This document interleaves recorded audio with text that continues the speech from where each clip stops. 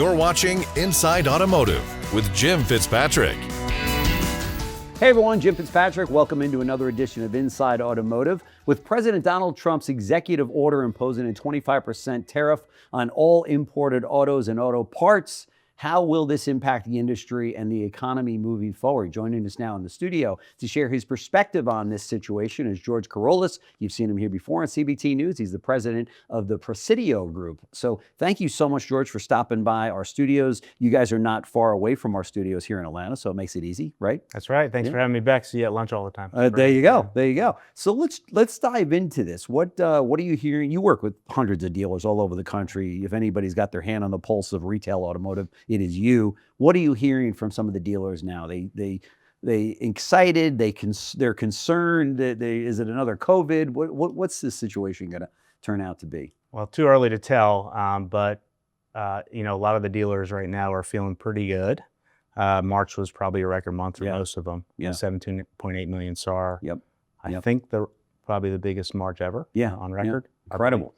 And so, and a lot of them are kind of talking like it was 2022. Right. The good old days are back. Right. In terms of the month they had. Of course, there was some pull forward there and things like that with the tariffs. Do you think we'll see there's probably about 3 million vehicles sitting on lots right now, maybe a 2.5 month supply or something like that. Do you think we're going to see that for the next couple of months? It's about 2 months supply, which is generally a comfortable range for dealers where they can thrive. And none of those vehicles are tariff vehicles, which is interesting. So I think the next couple of months will be pretty good. Be interesting to see what happens with the used market, of course. But as you look at data, and S&P Global just released some good data this week in terms of the impact of tariffs, which I don't think anyone really exactly knows right now. And there's negotiations happening with all the different OEMs. And it's a little early. Dealers are feeling, I think, more stable than what the stock market is feeling right now. We're seeing in the stock market. Dealers have been through a lot of ups and downs and weathered many storms. But overall, we're probably facing a supply challenged environment, which is generally good for dealers as the pandemic showed. Yeah, for sure.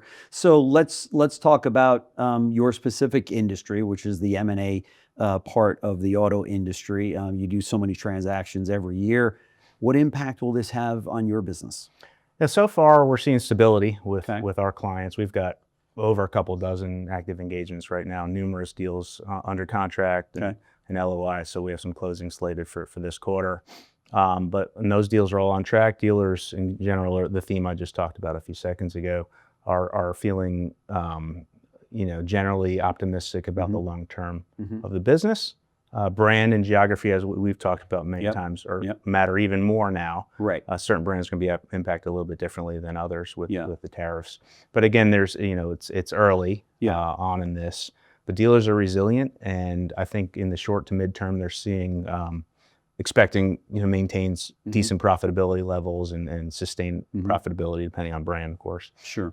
And further out, while this plays out, they're taking a longer term approach, and we've got 4 levers in the business, of course, with the service and parts side being really profitable. And as less cars are sold and or consumers are under pressure, we'll see probably some good traction on the fixed side of the business. Have you had any calls where the dealer says to you, "Hey, get me some domestic brands. I want to buy a Chevy store. I want to buy a Caddy store. I want to buy a Stellantis store." Those Actually, I mean, every to each his own, if you will.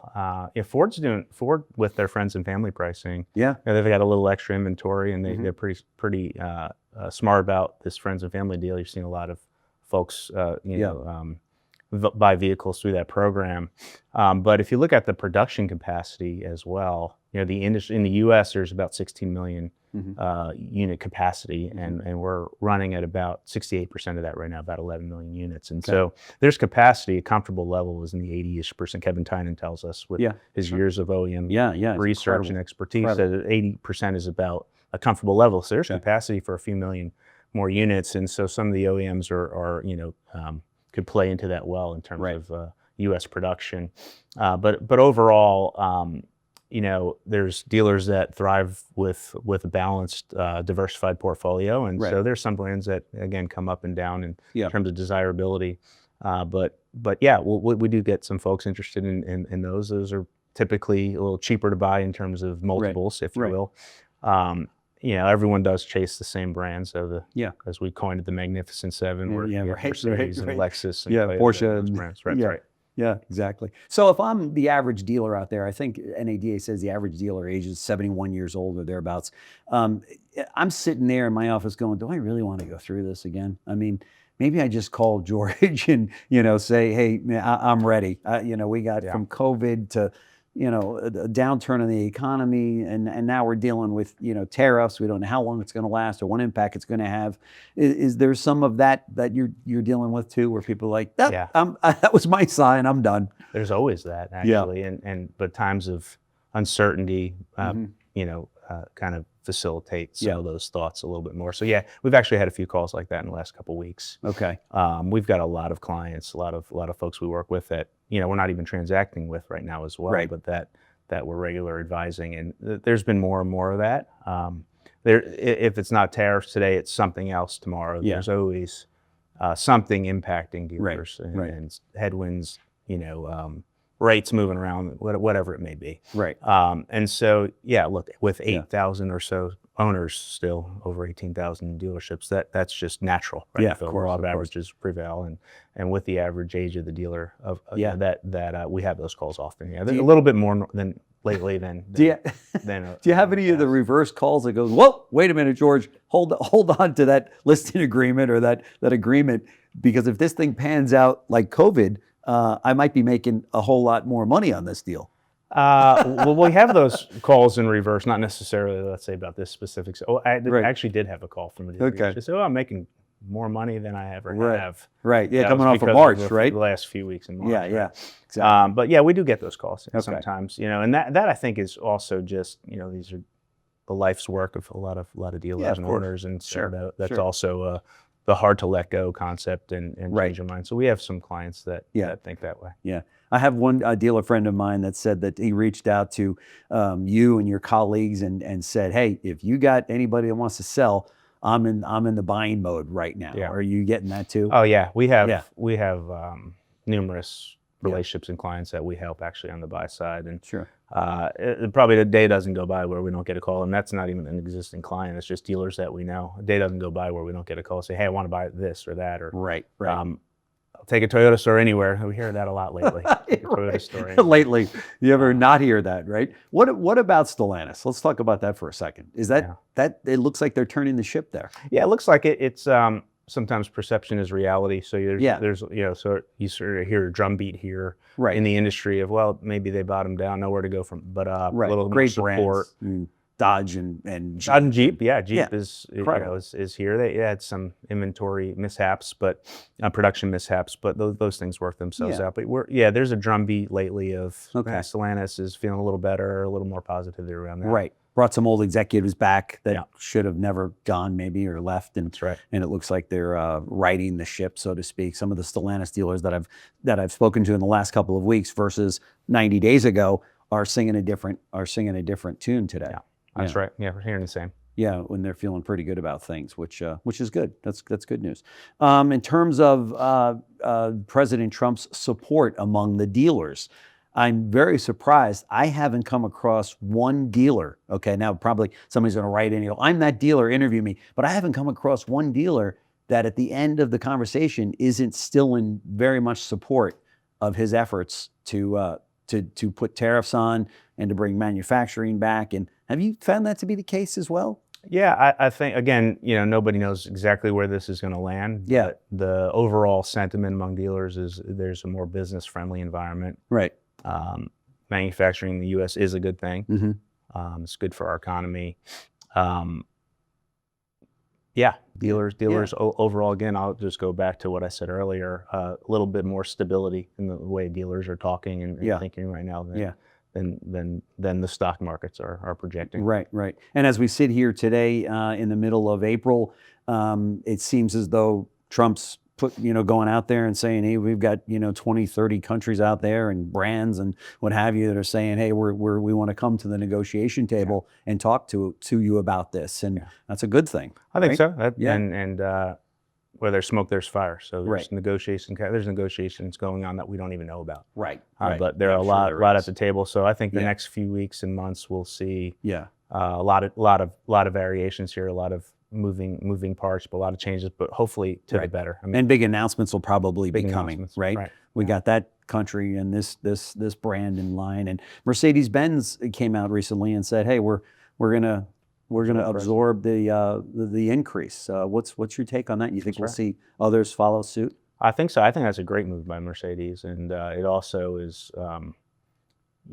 shows sort of that sentiment. In our survey that we put out at the end of the year, we saw an uptick in sentiment, positive sentiment to Mercedes, that they're, supporting their dealers more, become more dealer friendly again, and change their whole support system. And so I think that ties right into that positive sort of shift, and they're trying to be supportive of dealers. I'd also helps them sell more vehicles, but ultimately, I think we'll see more follow. So we'll have to see that, right? Because ultimately we have to move metal. Yeah, of course. Move metal, we have to find the balance in that, how tariffs impact consumer demand. Any take on how the publics are reacting to this? I know I was a former executive at Asbury, and I know that you're in touch with a lot of these guys at publicly traded companies and the business that you do each month. How do the publics look at something like this? Yeah, it's hard to not look at your stock price every day as a public company, but I think actually I'd have it running across the front of my desk if I was a CEO, right? I say that kind of, but maybe more like team members do it than the CEOs. But ultimately, I think most of them have taken a view of a long-term look, and that there's a long-term business. Okay.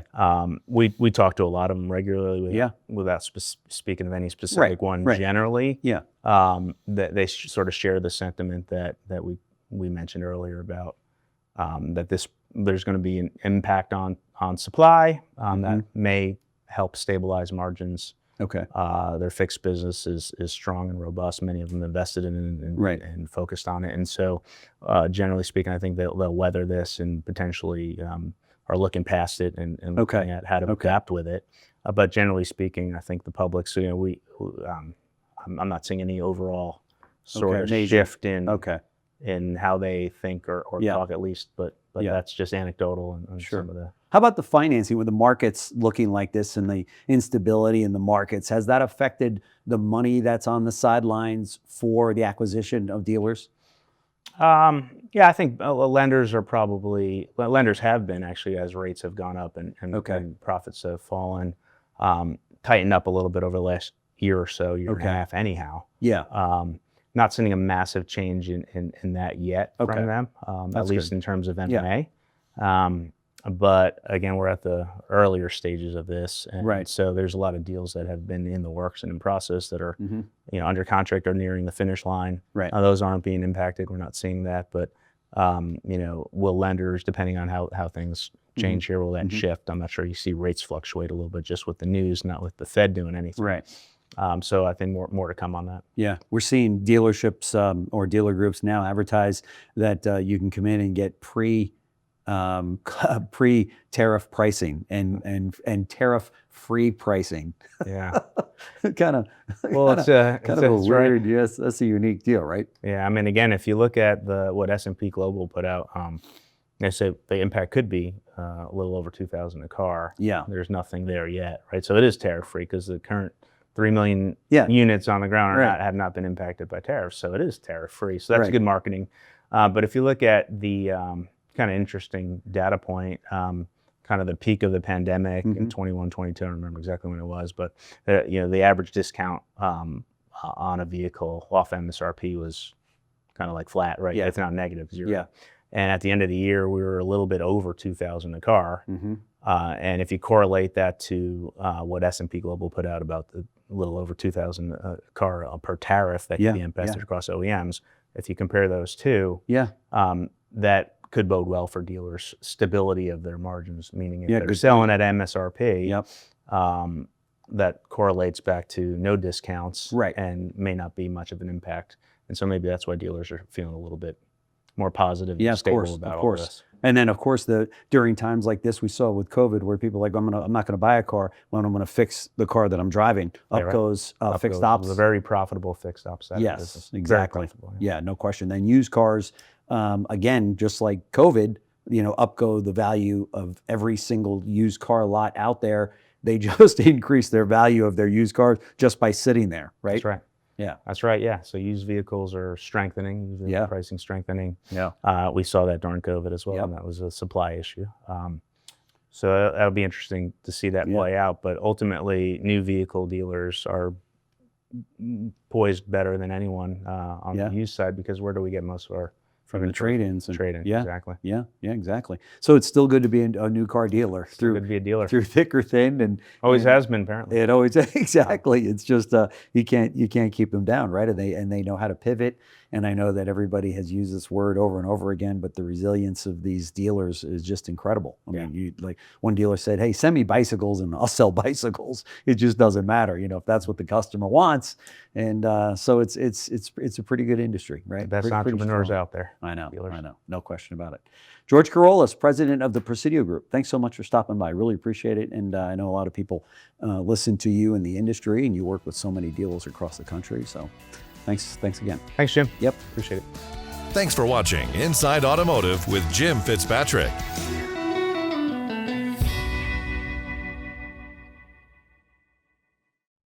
Tariff talks across the auto industry. We're not just reporting, we're leading the conversation. Catch the smartest takes and the sharpest minds only on CBT News.